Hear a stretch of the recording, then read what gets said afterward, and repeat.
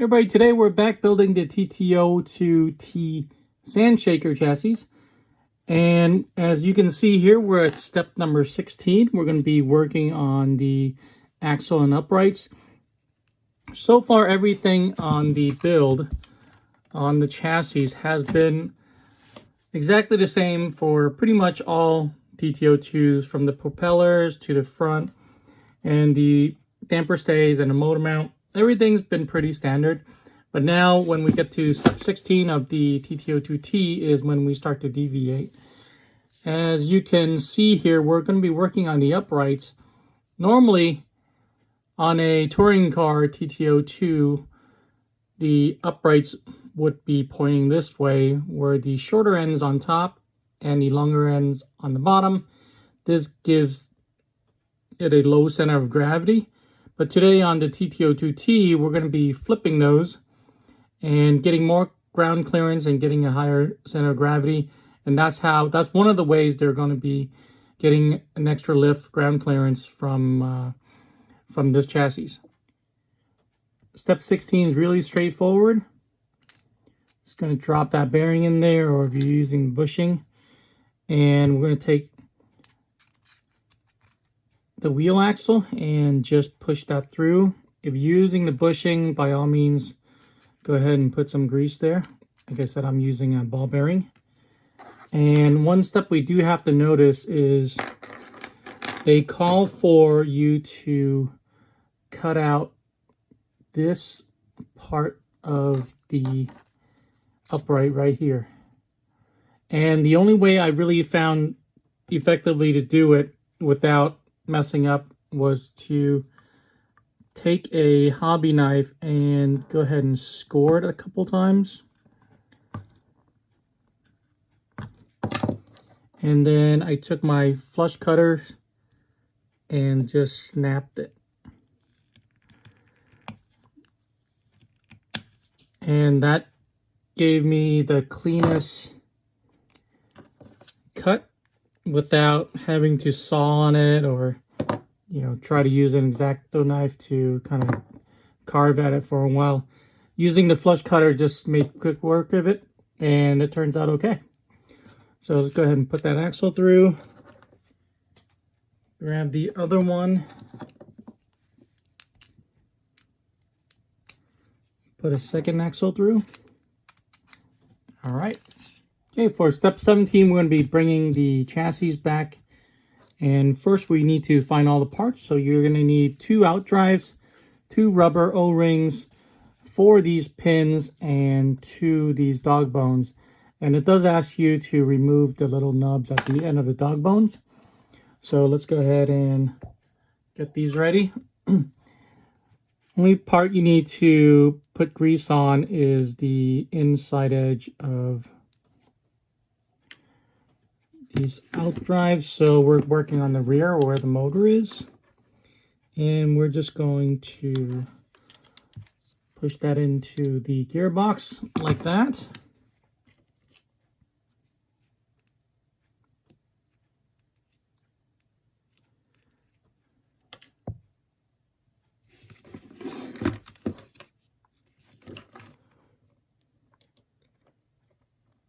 Doesn't go in all the way, you can just go ahead and turn it a little bit and it'll slide right in. All right, after that the O-rings go in, and you do have to kind of tilt this and set it down with a hobby knife or a pair of tweezers, but it's not very difficult. Okay, next we're going to set the uprights in place and make sure the longer arm is on top. We're going to put that in there. I'm just going to push the pin in just a bit, just to hold it in place. And then I'm going to grease both ends of the dog bone here. And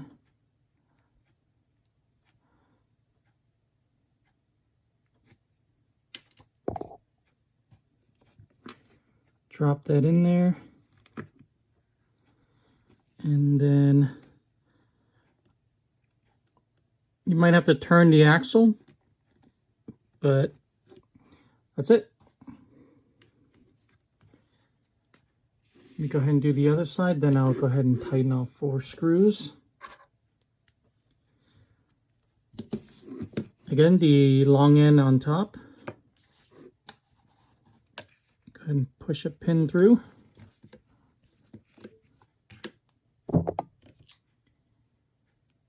Grease up both ends of the dog bone.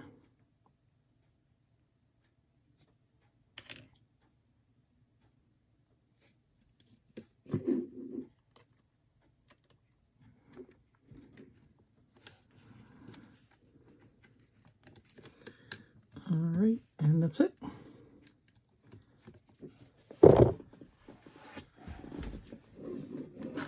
Now I'm just going to tighten these screws.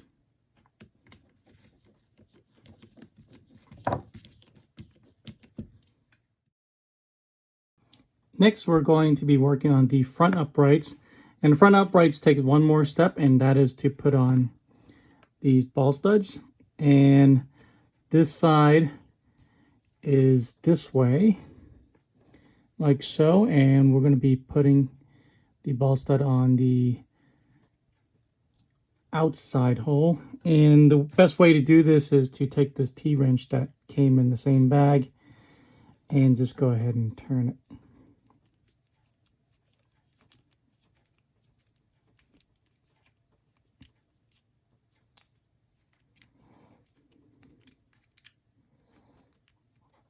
Okay, and then we're going to go ahead and put it on this side. Just going to start it out by hand so it just stands there, and then I'll turn it with the wrench.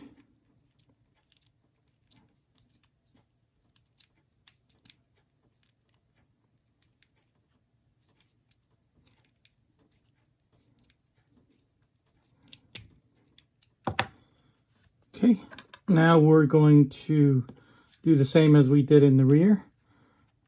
Drop in the bearing and put in the axles.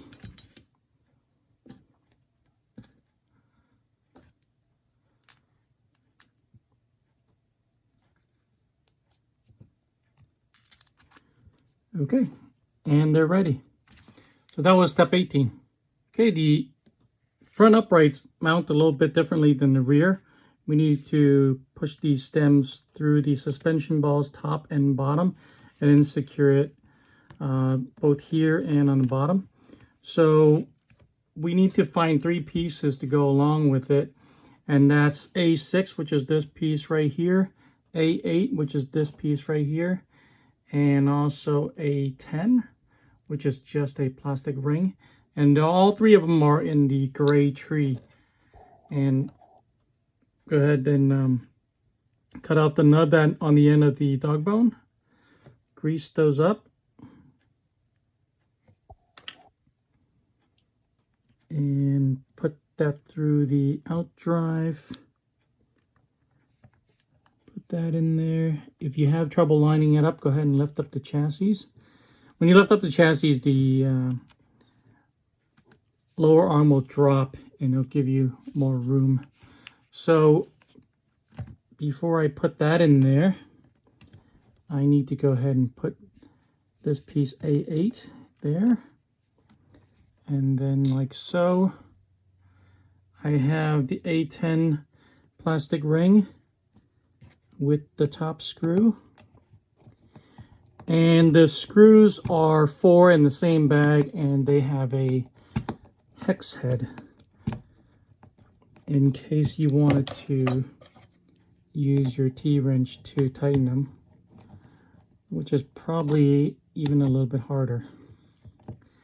All right, on the bottom, need to make sure the A6 is put on before the screw goes in. I guess that the screws are these hex heads. I think you can see that it has a hex shape.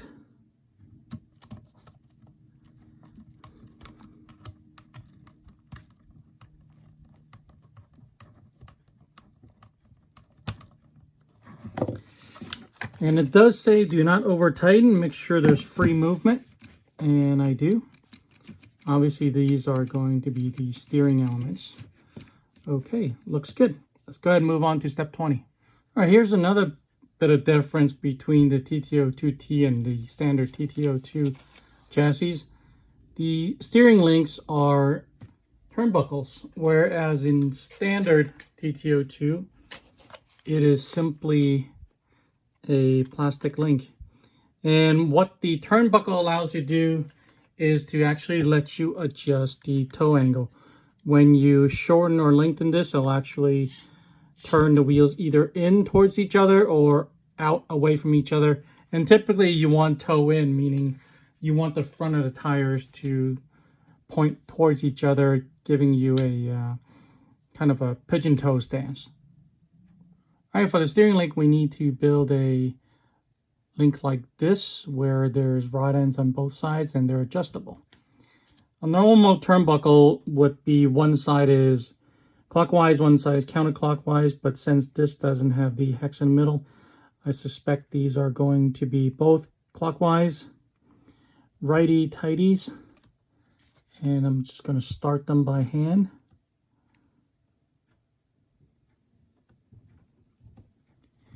And then just twist as you go. And it's asking to build these with a gap of 4.3 millimeters in between.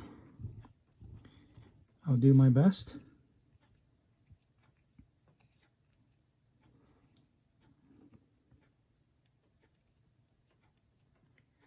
Okay, let's take a look. We need to back that up a little bit. Tighten that a half turn. I think that's as close as I'm going to get. Okay, let's go ahead and again put these ball ends onto the steering link here. And you can see there's two sides. There's one side that curves up and it has this little spline right here. And the spline should be facing towards you, and the ball end on the opposite side. Let me grab that T-wrench again.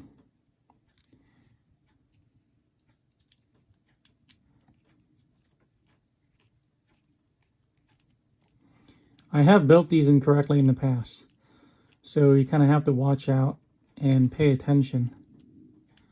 So like I said, the side with the spline is facing towards you. Again, right here.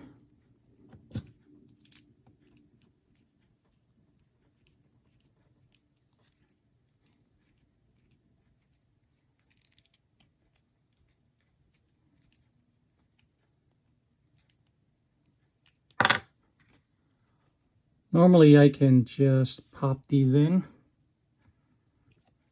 but looks like it's going to be pretty tight, so you might need a pair of pliers for this.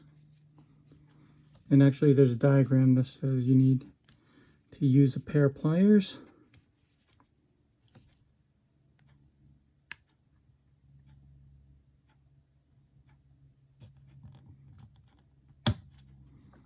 Just like that.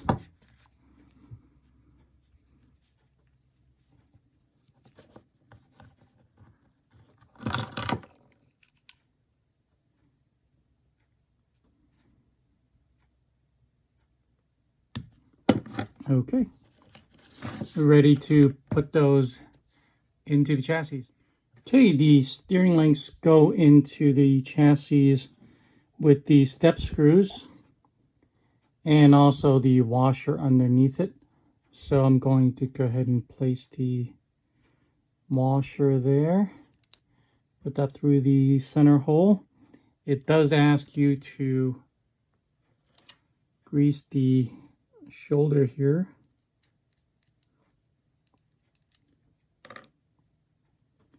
So that it could spin freely. Make sure the washer stays in place. And then go ahead and drive that down with a screwdriver.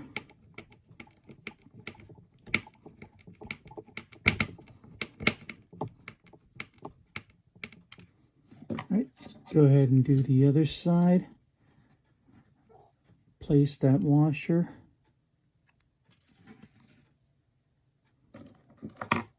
Grease the shoulder screw.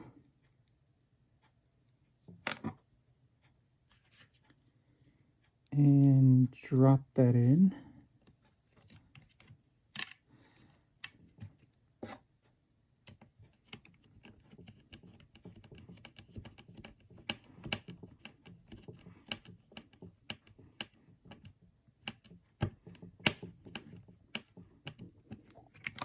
And one of the final steps, a little quirkiness to step 21, is to tape this foam pad onto here to cushion the servo horn for some reason. I don't know exactly why. Okay, and it goes against the side of the chassis just above that line, like so. And the servo horn actually rests on top of it. I don't know what benefit it has over there, but that's what we're going to do.